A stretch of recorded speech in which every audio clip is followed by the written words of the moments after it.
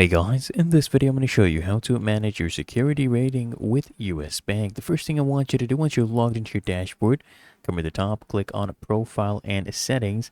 Then from here I want you to click on Security Center. Now to actually go to increase your security rating, you need to add some security features. So you need to first update your password, make sure it's updated. Then you come down here, click on Change Password.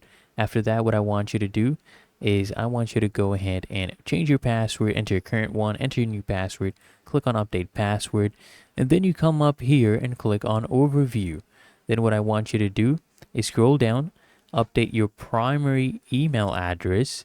Go ahead and do that. Verify your primary email address, make sure it's correct, and then do the same thing with your mobile number. Make sure it is verified.